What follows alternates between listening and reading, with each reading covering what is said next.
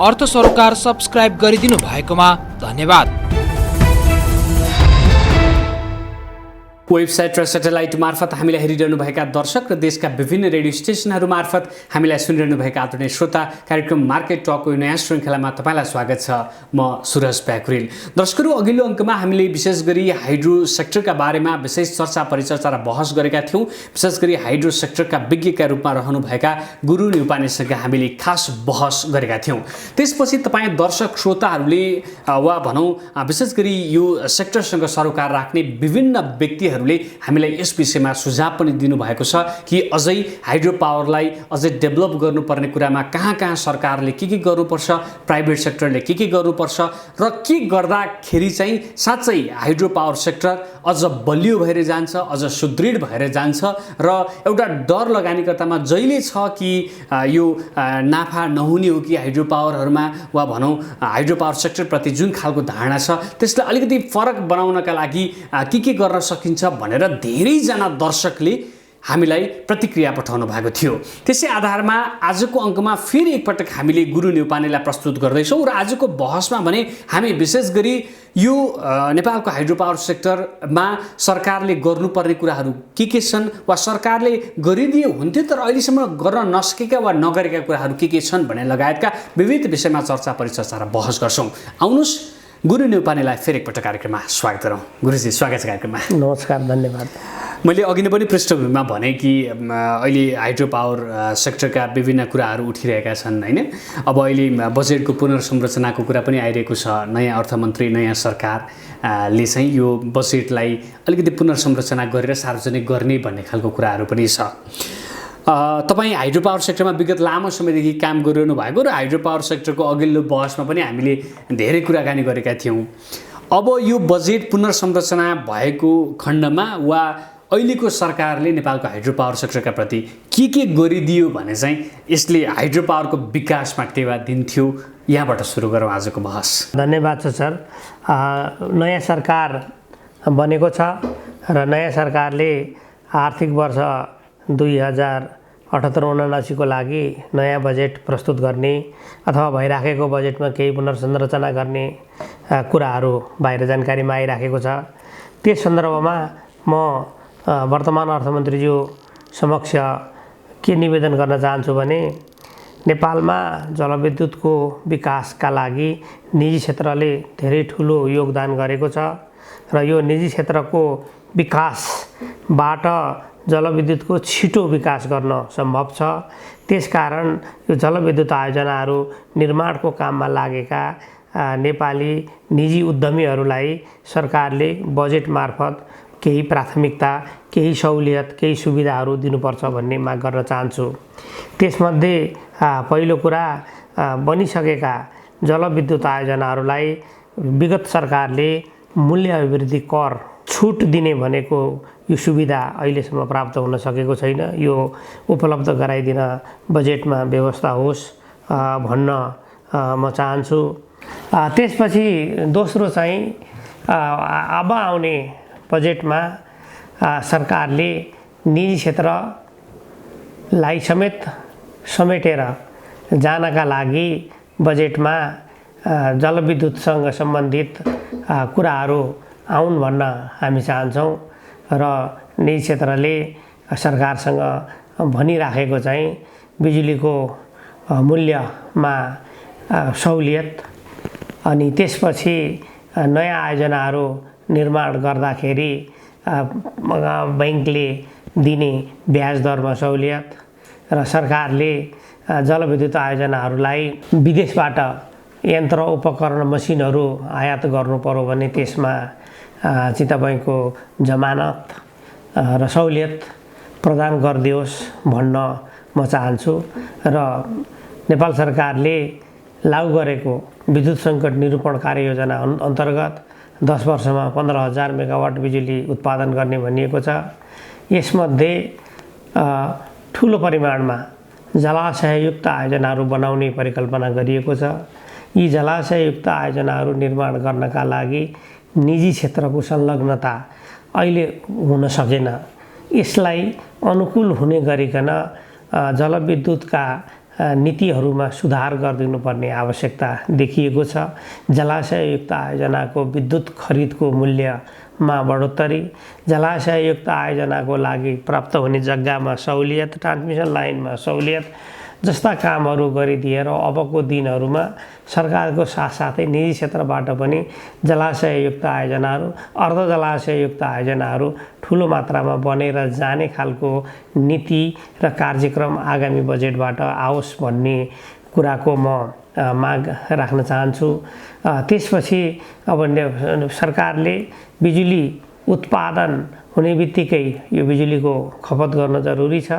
त्यसकारण बिजुलीलाई आन्तरिक बजारमा खपत वृद्धि गर्नका लागि विविध कार्यक्रमहरू ल्याउन जरुरी छ र म निवेदन गर्न चाहन्छु विद्युतको खपत बढाउनका लागि, विद्युतको वितरणका लागि ठुलो बजेट विनियोजन होस् भन्न चाहन्छु र बिजुली उपभोग गर्ने उपभोक्ताहरूलाई खाना पकाउने चुलो, विद्युतले चल्ने गाडीहरूको चाहिँ ठुलो मात्रामा प्रयोग र उद्योगहरूलाई सहुलियत दरमा बिजुली प्राप्त हुने र त्यस्ता खालका उद्योगहरूसम्म जाने ट्रान्समिसन लाइनहरू निर्माण गरिदिएर उद्योगको विकास, गार्हस्थ उपभोगको विकास अनि त्यसपछि यातायात क्षेत्रमा बिजुलीको प्राचुर्यता बढाउने जस्ता कार्यक्रमहरूलाई सहयोग पुग्ने गरिकन बजेट आओस् भन्न म चाहन्छु र यस्तै गरिकन यी कार्यक्रमहरूलाई विस्तार गर्नका लागि निजी क्षेत्रसँग समेत हातेमालो गरेर अगाडि जाने नीति सरकारले बनाउनुपर्छ भन्न म चाहन्छु र अहिले नेपालको धेरैवटा जलविद्युत आयोजनाहरू बनेका ठाउँमा सरकारले विद्युतको खपत बढाउने खालका कार्यक्रमहरूलाई निरन्तरता दियो भने ग्रामीण क्षेत्रमा पनि विद्युतीकरण र विद्युतको उपभोग बढाउने र विद्युतीय उद्योग व्यवसायको विकास गर्नका लागि धेरै प्रगति गर्न सकिने हुँदा निजी क्षेत्रलाई समेत सहयोग पुग्ने खालको नीति यसपालिको बजेटमा सरकारले अपनाओस् अथवा यो गभर्मेन्टको पोलिसी चाहिँ प्राइभेट सेक्टर फ्रेन्डली पोलिसी हुनुपर्छ। ऊर्जा उत्पादनमा मात्रै होइन, वितरणमा पनि, खपतमा पनि र ट्रान्समिसनमा पनि निजी क्षेत्रलाई समेत संलग्न गरेर जाने नीति अपनाउनुपर्छ भन्ने कुरा म यो आगामी बजेटमा माननीय मन्त्रीज्यू समक्ष राख्न चाहन्छु। जस्तो यो पछिल्लो समय आएको अर्को एउटा विषय पनि के हो भने हामीसँग चाहिँ यस्तो संरचना छ वा यस्तो सिस्टम छ कि केही महिना एकदम धेरै बढी बिजुली उत्पादन हुने, केही महिना चाहिँ भनौँ न अलि सुक्खा हुने, त्यो बेलामा चाहिँ यो बिजुली खपत नै बढी हुने बेलामा वा भनौँ न बिजुली उत्पादन बढी हुने बेलामा चाहिँ खपत धेरै नहुने, त्यसका कारण चाहिँ बिजुली खपत बढाउनुपर्छ भनेर पनि धेरै कुराहरू उठिरहेको छ। यो बिजुली खपत बढाउने तरिका वा बढाउने आवश्यकता चाहिँ के कस्तो छ?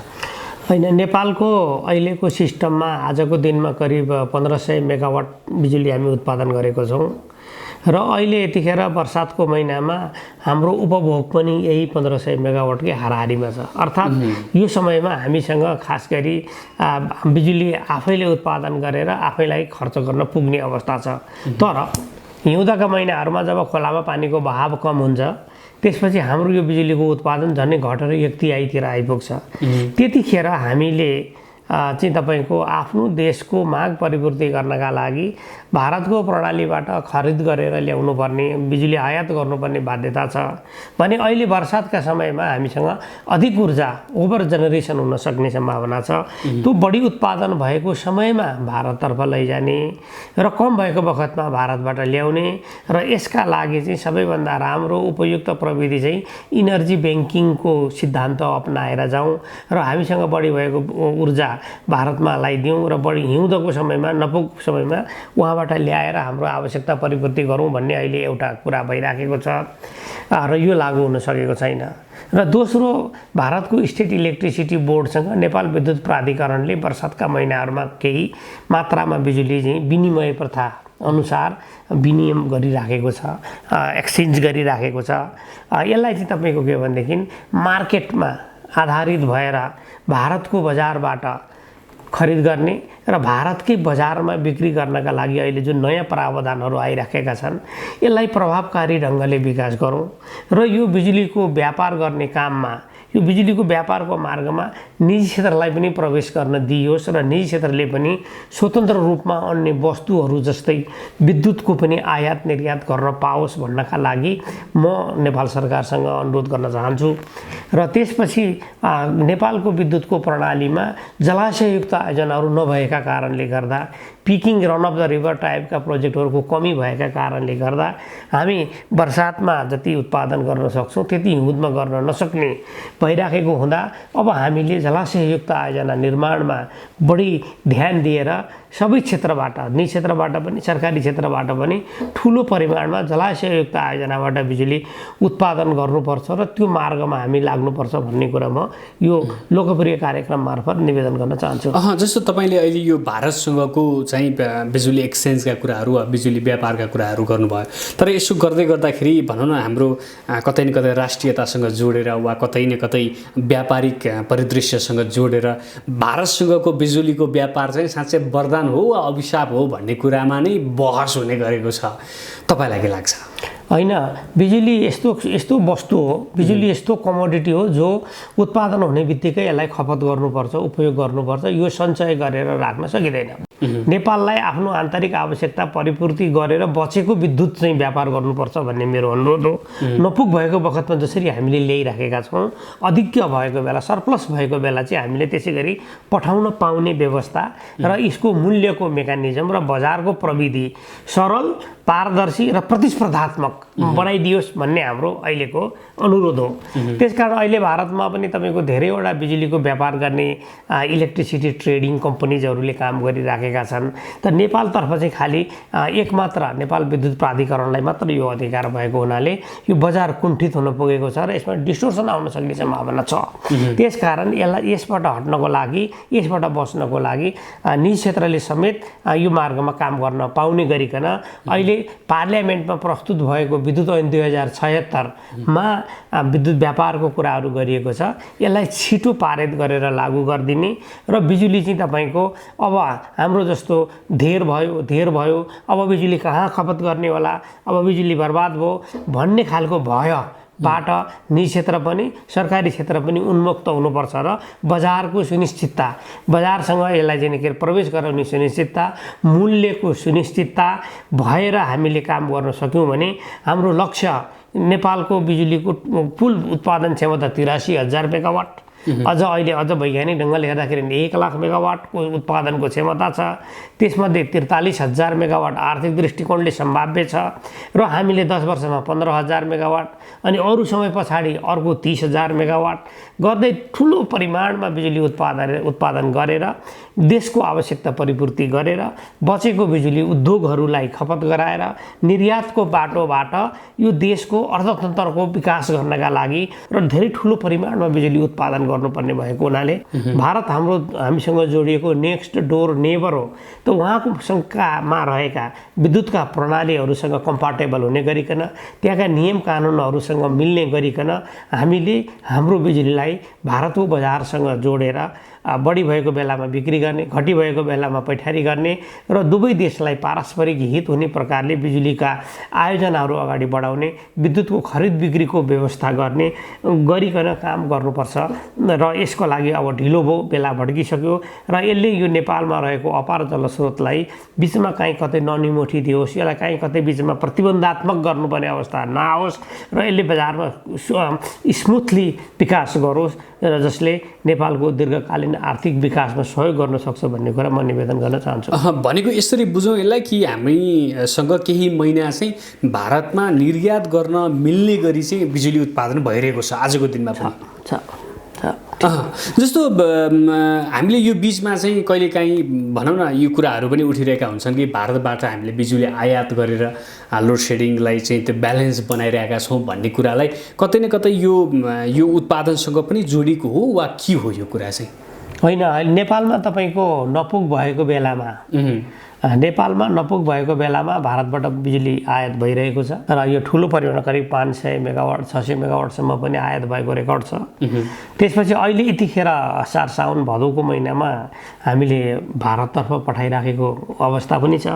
तर यी दुईटैलाई चाहिँ तपाईँको बजारीकरणको प्रणालीबाट मार्केटको चाहिँ के अरे चाहिँ तपाईँको मेकानिजमबाट सन्तुलनबाट ल्याउने व्यवस्था चाहिँ तपाईँको एउटा कानुनी आधारसहित त्यसका सबै फन्डामेन्टल्सहरू पुरा गरेर प्रतिस्पर्धात्मक रूपमा काम गर्न सक्ने बनाउनु पर्ने आजको आवश्यकता हो। बिजुली खेर जाने अवस्था अब आउन आँट्यो, नेपालमा बिजुली धेर भयो र यसलाई प्रयोग गर्न सकिएन भन्ने भयबाट चाहिँ के अरे जुन हाम्रा देशका सरकारका नीति निर्माताहरूमा जुन एक प्रकारको भय कन्फ्युजन आइराखेको छ, यसलाई क्लियर गर्नका लागि पोलिटिकल लेभलबाट ब्युरोक्रेटिक लेभलबाट जनताको लेभलबाट विद्युत उत्पादन कर्मीहरूका तर्फबाट संयुक्त प्रयास गरेर हामी बिजुलीलाई एउटा भरपर्दो कमोडिटीको रूपमा विकास गर्न सकौँ र यसबाट नेपालले ठुलो परिमाणमा विदेशी मुद्रा आर्जन गर्न सकोस् र देशको व्यापार सन्तुलनमा रहेको घाटालाई कम गर्न सकोस् र यो नै देशको विकासको एउटा मेरुदण्ड हुन सक्छ भन्ने मेरो चाहिँ तपाईँको अनुरोध हो।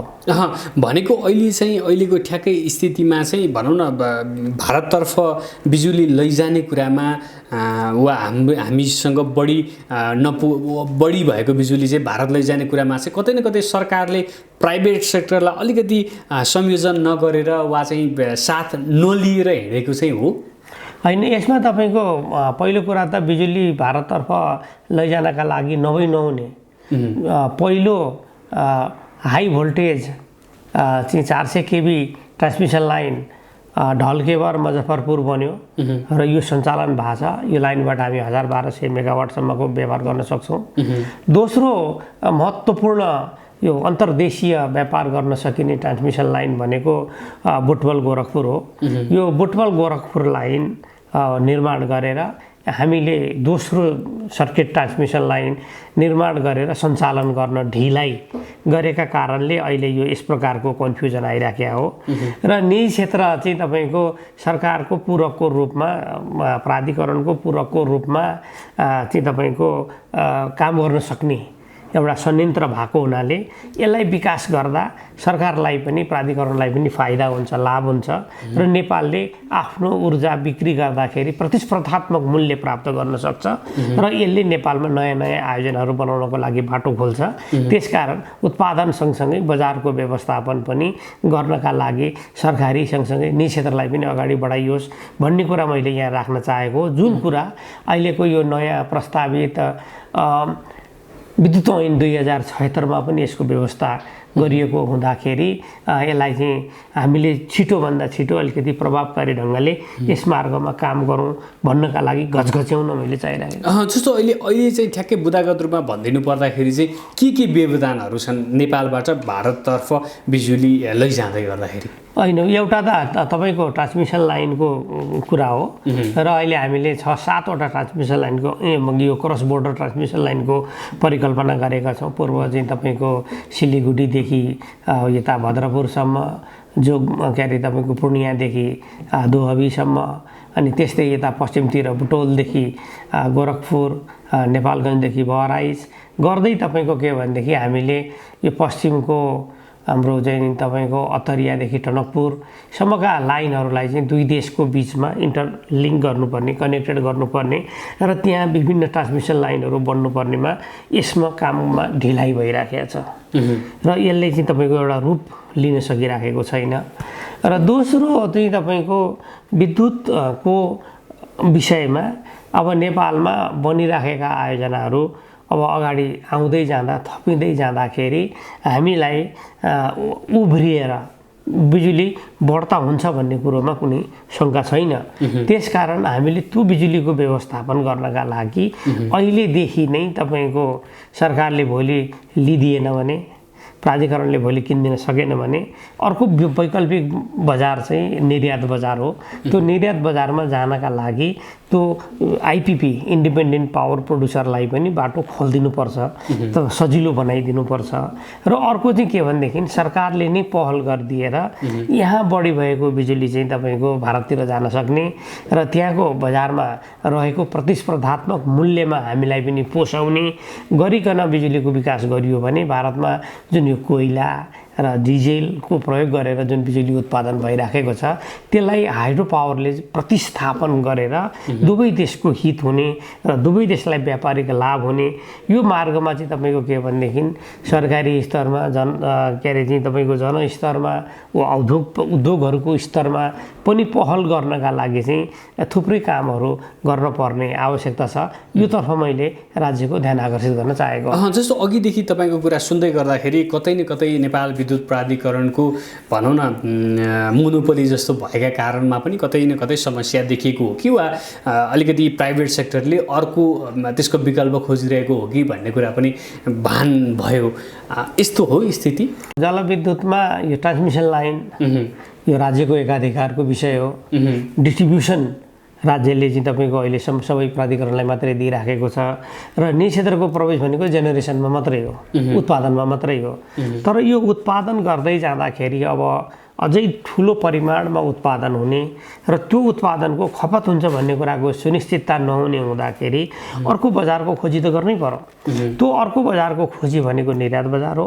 त्यो निर्यात बजारमा जानका लागि चाहिँ सरकारले एउटा सजिलो प्रावधान बनाइदिएर चाहिँ तपाईँको जान दिन सक्ने हो भने भारत मात्रै होइन बङ्गलादेशमा पनि यो बिजुली जान सक्छ भनिराखेको छ।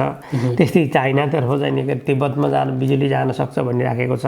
त्यसरी जाने क्रममा सरकारी सँगसँगै निजी क्षेत्रलाई पनि जानका लागि दिनुपर्छ भन्ने कुरा विद्युत ऐनले परिकल्पना गरेका छ।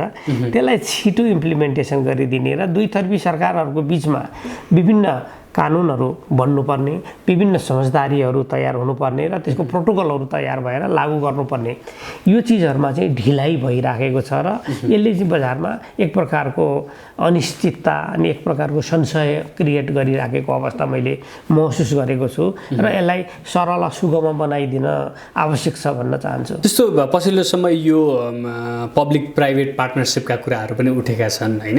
यो विशेष गरी हाइड्रो पावर सेक्टरलाई लिएर अझ बढी यो विषयमा कुराकानी उठिरहेको छ। यसको भनौँ न यसका राम्रा पक्षहरू वा यसका चाहिँ स्कोप चाहिँ कस्तो देख्नु भएको छ? होइन, खास गरी हजुरको सरकारी निजी साझेदारी ऐन आइसकेपछि नेपालमा तपाईँको सरकारको पनि स्वामित्व रहने, निजी क्षेत्रलाई पनि त्यसभित्र प्रवेश गर्न दिने। त्यसमध्ये पनि निजी क्षेत्र भनेको स्वदेशी निजी क्षेत्र हुनसक्छ, विदेशी निजी क्षेत्र हुनसक्छ। यीसँग मिलेर सहकार्य गरेर आधारशिलाका आयोजनाहरू खास गरी इन्फ्रास्ट्रक्चर रिलेटेड प्रोजेक्ट्सहरू सडक, tunnel road, irrigation, hydro power generation गर्न सकिन्छ भन्ने कुरामा कुनै दुईमत छैन। तर यसका लागि काम गर्नका निमित्त चाहिँ तपाईँको खास गरी कार्यनिर्देशिका यसको सरल प्रक्रिया विधिहरू आएर अहिलेसम्म पनि लागू भइराखेको छैन। त्यसकारण अहिलेको उसमा चाहिँ तपाईँको निजी क्षेत्रसँग केन्द्रीय सरकार, निजी क्षेत्रसँग सङ्घीय सरकार, निजी क्षेत्रसँग स्थानीय सरकारहरू मिलेर चाहिँ तपाईँको यो विद्युतका विभिन्न कार्यक्रमहरू गर्न सकिन्छ, विभिन्न आयोजनाहरू बनाएर जान सकिन्छ र अबको दिनमा विन विन सिचुएसन बनाएर निजी सरकारी सबैले सहकार्य गरेर जाने केही नमुना आयोजनाहरू बनाउन आवश्यक छ र खास गरी लामो समयसम्म अध्ययन भएर निर्माणमा जान नसकिरहेका पश्चिम सेती 750 मेगावाट, बुढी गण्डकी 1200 मेगावाट, यस्तै सुनकोशी अनि तमोर यस्ता खालका आयोजनाहरूमा चाहिँ निजी क्षेत्रसँग सहकार्य गरेर सरकारले आह्वान गरेर सरकारी निजी साझेदारी मोडलबाट जानुपर्छ भन्ने मैले चाहिराखेको। र अर्को चाहिँ भेरी बबई जस्ता चाहिँ तपाईँको बेसिन ट्रान्सफर गर्ने आयोजनाहरू जसमा चाहिँ जलविद्युत अनि सँगसँगै सिँचाइ अनि सँगसँगै पिउने पानी, बाढी नियन्त्रण, मत्स्य पालन जस्ता मल्टिपर्पस प्रोजेक्टहरू हामीले निर्माण गर्न सकिने अवस्था आइराखेको छ। त्यसमा निजी क्षेत्रसँग सहकार्य गर्ने मोडल बनाउन एकदमै आवश्यक छ। जस्तै अहिले सरकारले प्रस्ताव गरिराखेको यो मरिन सुनकोशी मरिन बेसिन ट्रान्सफर आयोजना आयो भनेदेखि यसबाट चाहिँ तपाईँको बिजुली, सिँचाइ, पिउने पानी, अनि त्यसपछि तपाईँको एउटा वातावरणीय पर्यावरण सबै कुराहरूमा चाहिँ तपाईँको हुने लाभहरूलाई छुट्याएर निजी क्षेत्र मिल्न सक्ने ठाउँमा निजी क्षेत्रसँग, होइन भनेदेखि स्थानीय जनता, स्थानीय सरकारहरू सहित मिलेर धेरैवटा चाहिँ के अरे कार्यक्रमहरू सञ्चालन गर्न सकिने अहिलेको चाहिँ सम्भावना छ। त्यसकारण यसमा तपाईँको निजी क्षेत्रसँग हातेमालो गरेर जानका लागि पब्लिक प्राइभेट पार्टनरसिप मोडेलको जुन ऐन आएको छ यसलाई अझ बढी परिष्कृत गरेर यसको नियम विनियमहरू बनाएर यसलाई लागू गरेर जान सकियो भने यो नेपालको आर्थिक विकासमा एउटा गेम चेन्जर मोडेल भएर जान सक्छ भन्ने कुरा म निवेदन गर्न चाहन्छु। यो विषयमा चाहिँ वा यो पिपिपीलाई लिएर चाहिँ सरकार अलि उदार भइ नसकेको हो कि भन्ने खालको कुराहरू पनि बाहिर उठेका छन्। होइन, गृह कार्यहरू भइराखेको मैले चाहिँ त्यस्तो ठानेको छु र यसलाई चाहिँ तपाईँको अगाडि बढाएर जानका लागि सरकारसँग हातेमालो गरेर जानका लागि नेपालको निजी क्षेत्र तयार छ र यसका बारेमा विभिन्न सेमिनारहरू भएको छन्, कन्फरेन्सहरू भएको छ। त अब यसलाई चाहिँ एउटा कङ्क्रिटाइज गरेर जानका लागि चाहिँ प्रोजेक्ट स्पेसिफिक मोडेल बनाएर अगाडि जानुपर्छ भन्ने म निवेदन गर्न चाहन्छु। जस्तो यो अहिले पछिल्लो समय विशेष गरी नवीकरणीय ऊर्जा वा सौर्य ऊर्जाका कुराहरू पनि उठिरहेका छन् होइन। तपाईँहरू विशेष गरी हाइड्रो पावर सेक्टर भनेपछि जलबाट विद्युत निकाल्ने भन्ने कुरा गरिरहनु भएको छ। यो बिचमा पनि कतै न कतै तात्पर्यता नमिलेको हो कि वा यो कुराहरूलाई सम्बोधन गर्न कतै न कतै सरकारले नसकेको वा नचाहेको हो कि वा तपाईँहरूको तर्फबाट चाहिँ यो सौर्य ऊर्जा वा नवीकरणीय ऊर्जालाई चाहिँ कसरी लिनु भएको छ? होइन, यसमा जलविद्युत भन्दा बाहेक सौर्य ऊर्जा, वायु ऊर्जा र बायोमास यो 3 तरिकाले चाहिँ बिजुली उत्पादन गर्न सकिन्छ। त्यसपछि चाहिँ तपाईँको न्युक्लियरकोबाट पनि बिजुली उत्पादन गर्न सकिन्छ। न्युक्लियरको अहिले नेपालमा हामीले त्यति ठुलो सम्भावना देखेको छैनौँ र यो बाँकीको नवीकरणीयमा नेपाल सरकारले अप्नाएको, ऊर्जा मन्त्रालयले अप्नाएको नीति चाहिँ कुल ऊर्जा उत्पादनको 10% देखि 15% यस्ता खालका नवीकरणीयबाट योगदान गर्ने भनिरहेको अवस्था छ। त्यसपछि अहिले आजको दिनमा देशमा 1500 मेगावाट बिजुली हामी आफैले उत्पादन गरिरहेका छौँ भन्दाखेरि नवीकरणीय स्रोतबाट 150 मेगावाट जति बिजुली उत्पादन हुनुपर्ने हो। तर यो चाहिँ तपाईँको त्यो रूपमा पुगिरहेको छैन र अर्कोपट्टि धेरै मान्छेहरूले चाहिँ तपाईँको विभिन्न क्यापासिटीका सोलरका आयोजनाहरू राख्छौँ भनेर सरकारसँग प्रस्ताव दिनुभएको छ र कतिले चाहिँ विद्युत खरिद बिक्री सम्झौताको लागि आवेदन गर्नुभएको छ। यो मार्गमा चाहिँ के अरे धेरै कामहरू भइ नराखेको र सरकारमा चाहिँ तपाईँको यो सोलरबाट बिजुली उत्पादन गर्नुपर्छ, सौर्य शक्तिबाट बिजुली उत्पादन गर्नुपर्छ भन्ने कुरामा त्यति ठुलो अभिरुचि लिएको मैले अनुभव गरिराखेको छुइनँ। र अहिले चाहिँ तपाईँको संयुक्त राज्य अमेरिकामा होस्, चाहे भारतमा होस्, चाहे चिनमा होस्, ठुलो परिमाणमा सौर्य ऊर्जाबाट बिजुली उत्पादन भइरहेको छ र यसलाई चाहिँ तपाईँको अहिले ब्याट्रीमा पनि सञ्चय गरेर बिहान अथवा बेलुकाको picking energy, peak load energy पनि मिट गरिराखेको छ र त्यसले गर्दाखेरि नेपालले पनि अलिकति खुकुलो लिबरल भएर तपाईँको सौर्य ऊर्जा बनाउनु पर्ने र यस्तै गरिकन अब हावाबाट पनि बिजुली बनाउन सकिन्छ भनेको छ। त्यसका पनि केही नमुनाका प्रोजेक्टहरू अगाडि लगाएर जानुपर्ने र यसबारेमा सरकारले बनाइराखेको यो सौर्य ऊर्जासँग सम्बन्धित यो नीतिहरू, कानुनहरू छ, यसमा एक खालको परिमार्जनको आवश्यकता छ भन्ने मलाई लाग्छ र सकेसम्म धेरैभन्दा धेरै यो प्रविधिबाट पनि बिजुली उत्पादन गर्यो भने हाम्रो इनर्जी मिक्सको सिद्धान्तलाई बढी कामयाबी हुन्छ र यो हाइड्रो र सोलरको बिचमा चाहिँ यिनीहरू एकअर्काका कम्प्लिमेन्टरी हुन्, परिपूरक हुन्। हाइड्रोबाट बिजुली कम उत्पादन भएको बेलामा सोलरले योगदान गर्छ र त्यसपछि सोलरबाट बिजुली निकालेको बेलामा हाइड्रोको जलाशययुक्त आयोजनाहरू, पिआरओआर प्रोजेक्टहरूको चाहिँ क्षमता कम गरेर पानी सञ्चय गरेर राखेर बेलुकाको पिकिङ इनर्जी उत्पादन गर्नका लागि परिपूर्ति गर्न सकिन्छ।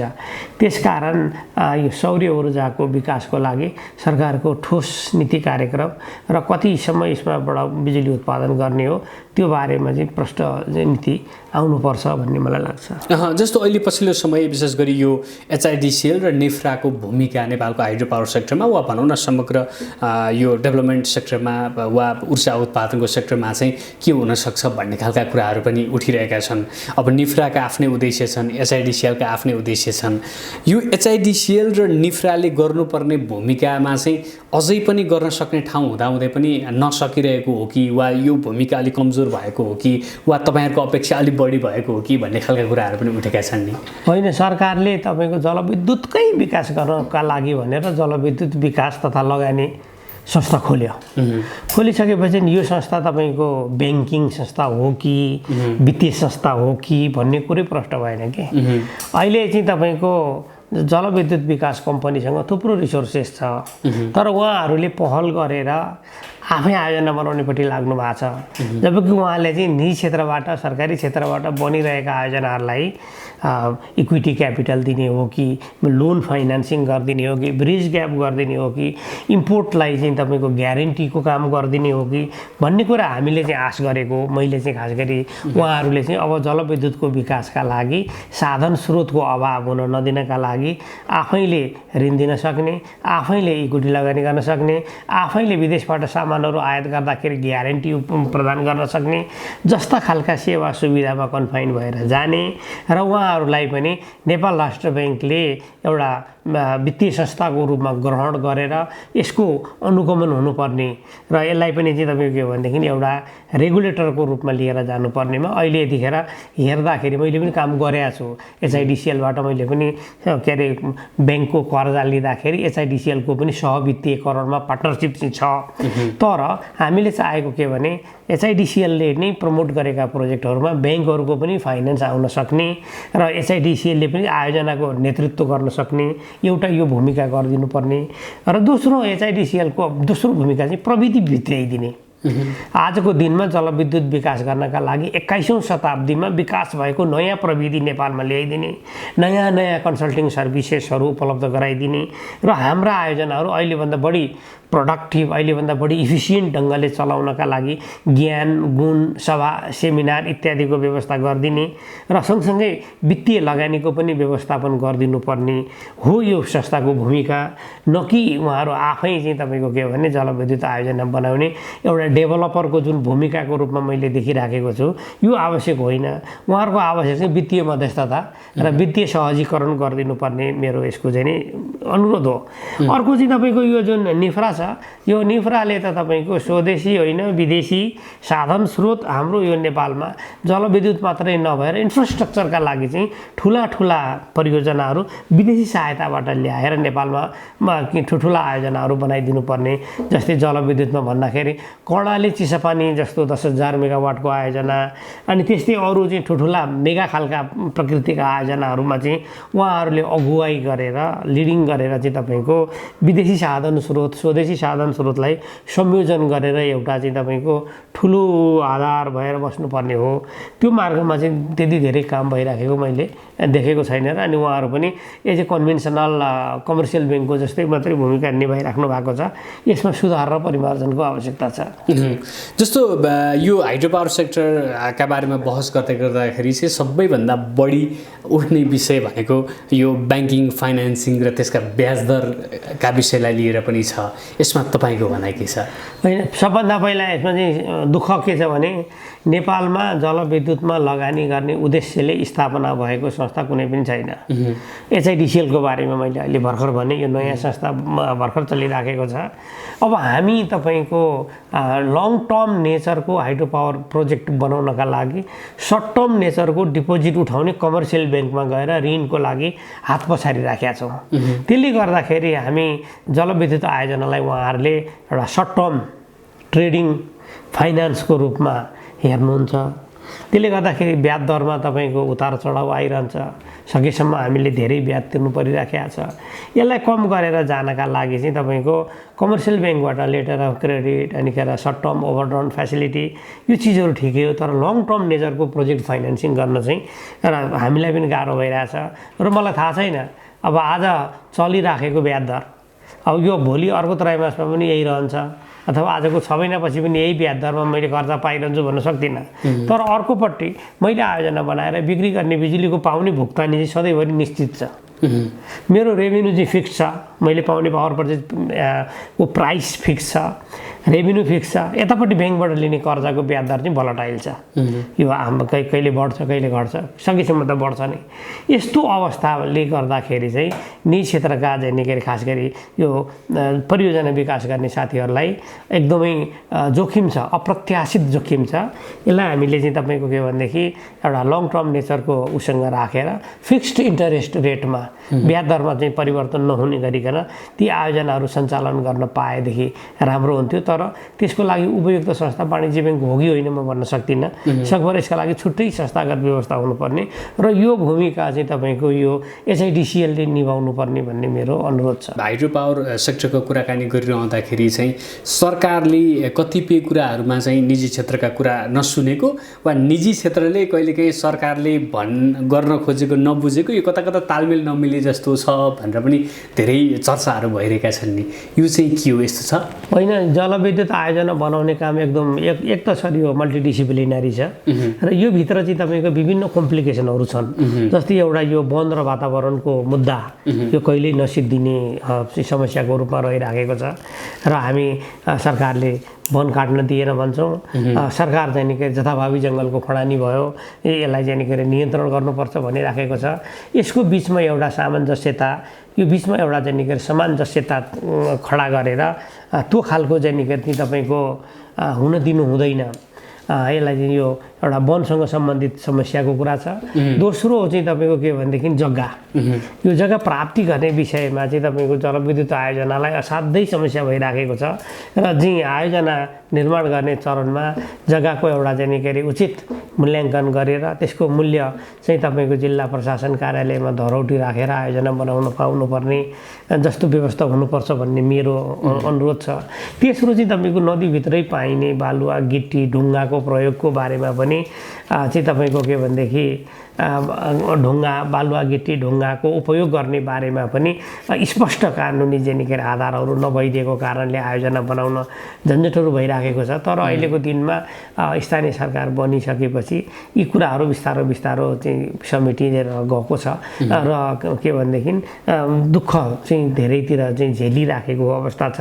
यसलाई सरलीकरण गरिदिने, यसलाई वैज्ञानिक गरिदिने र छिटो छरितो गरिदिने पाठमा चाहिँ धेरै मेहनतहरू गर्न आवश्यक छ। जस्तो यो स्थानीय तहकै कुराकानी गर्दाखेरि चाहिँ दुई थरी कुराहरू आइरहेको छ। कतिपय ठाउँमा चाहिँ स्थानीय तहले हाइड्रो पावर प्रोजेक्टहरूसँग खासै त्यस्तो समन्वयकारी भूमिका खेलेनन् भन्ने खालको आरोप कतिपय निजी सेक्टरका साथीहरूको छ भने कतिपय चाहिँ स्थानीय तहका जनप्रतिनिधिहरूले चाहिँ होइन हाइड्रो पावरले चाहिँ हामीलाई अलिक बढी पेले हामीलाई मान्छे गन्दैनन् भन्ने खालको कुराहरू पनि उठेका छन्। समस्या चाहिँ कहाँनिर भएको हो?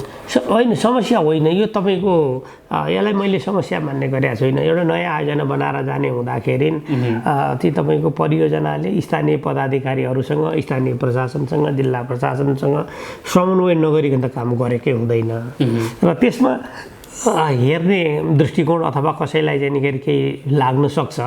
तर समग्रमा के भनेदेखि जलविद्युत आयोजनाहरू स्थानीय पदाधिकारी, स्थानीय प्रशासन यी सबैसँग समन्वय गरेरै काम गरेको देखेको छु मैले। र हामीले खास गरी हाम्रो समूहको साथीहरूले काम गर्दाखेरि त हामीले स्पष्ट नै भनिराखेका छौँ, जिल्ला प्रशासनसँग, स्थानीय पालिकाका चाहिँ निकै पदाधिकारीहरूसँग सहकार्य गरेर जाने विधिले हामी सबैलाई राम्रै भएको छ, फाइदै भएको छ र यसमा चाहिँ तपाईँको त्यति ठुलो समस्या छैन। अन्त्यमा जस्तो विशेष गरी हाइड्रो पावर सेक्टरको डेभलपमेन्टको लागि, ओभरअल डेभलपमेन्टका लागि पोलिसीगत केही तपाईँहरूका अपेक्षाहरू होलान्। कतिपय सरकारले अहिलेसम्म गर्न नसकेका कुराहरू होलान्, कतिपय ठाउँमा गाँठो फुकाइदिनु पर्ने होला होइन। अहिलेको सरकारबाट हुन त तपाईँले अघि नै बजेटमा तपाईँले अपेक्षा गरेका कुराहरू पनि राखिसक्नुभयो। अहिलेको सरकारले यहाँ चाहिँ गाँठो फुकाइदियो भने नेपालको हाइड्रो पावरका लागि त्यो टर्निङ पोइन्ट हुन्छ भन्ने कुरा केही छ अन्तिममा? होइन यसमा तपाईँको सबभन्दा पहिला त सरकारले स्पष्ट रूपमा टेकिदिनु पर्ने 10 वर्षमा 15,000 कति वर्षमा चाहिँ कहिले हो हामीले चाहिँ तपाईँको यो देशमा रहेको 83,000 मेगावाटलाई दोहन गर्ने, त्यसमध्ये कति सरकारले गर्ने, कति निजी क्षेत्रले गर्ने, कति विदेशी लगानीबाट गर्ने भन्ने कुरो कन्फर्म भइदिनु पर्यो र नीतिमा कन्सिस्टेन्ट आइदिनु पर्यो। र दोस्रो, विदेशी लगानी गर्ने मान्छे र स्वदेशी लगानी गर्ने लगानीकर्ताहरूको बिचमा विभेद गर्नु भएन। विभेद गर्ने हो भने प्रो स्वदेशी भइदिनु पर्यो। अहिले चाहिँ त्यो छैन, त्यो छैन अहिले। होइन, अहिले चाहिँ तपाईँको विदेशीले पाए सरको सुविधा पनि हामी स्वदेशीले पाउन नसक्नु, विदेशीसँग प्रोजेक्ट डेभलपमेन्ट एग्रिमेन्ट PDA हुनु, स्वदेशीसँग चाहिँ तपाईँको नहुनु, यो समस्यामा हामीले चाहिँ तपाईँको मैले महसुस गरिराखेको छु।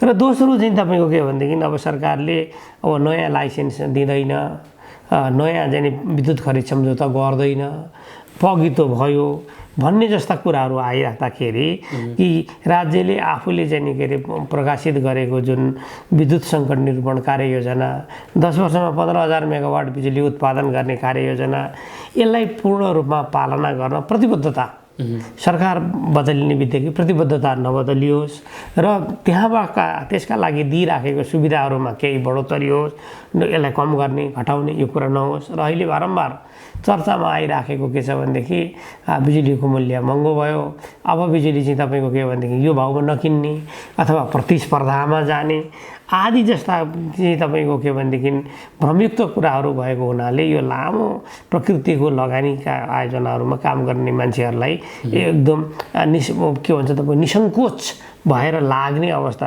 नरहेको हुँदा यस्ता खालका नीतिगत कुराहरू चाहिँ स्पष्ट भएर आओस् र यो चिज चाहिँ तपाईँको सकभर यस्ता कुराको नीतिगत व्यवस्था आगामी बजेट मार्फत पनि सम्बोधन होस् भन्न म चाहन्छु। जस्तो सरकारकै कुराकानी गर्दाखेरि यो अन्तिम प्रश्न तपाईँलाई, जस्तो सरकारकै कुराकानी गर्दाखेरि चाहिँ एउटा सरकार आयो, बल्ल बल्ल निजी क्षेत्रले बुझाउँछ त्यो सरकारलाई, फेरि त्यो सरकार परिवर्तन भएर अर्को सरकारले फेरि नबुझ्ने खालको समस्या छ भनेर पनि तपाईँकै साथीहरूले भन्नुहुन्छ नि, यस्तो हो? समस्या छ र यसलाई चाहिँ तपाईँको के भनेदेखि तर अब मन्त्रालय अनि मन्त्रालयको सचिवज्यू पदाधिकारीज्यू स्थायी प्रकृतिको हुनुहुन्छ, मन्त्री आउँदा पनि कम असर पर्ला। तर भए पनि के भनेदेखि अब यो समग्र सरकारले कस्तो बाटो पक्ड्ने हो, कुन दिशामा जाने हो, यसलाई चाहिँ कुन रूपमा हेर्ने हो जलविद्युतलाई भन्ने कुरा चाहिँ अहिले पनि सँगै छ। हवस् त, यो समय र संवादका लागि धेरै धेरै धन्यवाद। धन्यवाद, नमस्कार। हवस् दर्शकहरू, यो विशेष संवादसँगै आजका लागि हाम्रो कार्यक्रमको निर्धारित समय सकिएको छ। कार्यक्रम सम्बन्धी केही सल्लाह सुझाव वा प्रतिक्रिया भई स्क्रिनमा देखाइएको हाम्रो ठेगानामा सम्पर्क गर्न सक्नुहुनेछ। कार्यक्रमका सम्पूर्ण युनिटसँगै म सुरज प्याकुरेलाई पनि बिदा दिनुहोस्। नमस्ते। अर्थ सरोकार सब्स्क्राइब गरिदिनु भएकोमा धन्यवाद।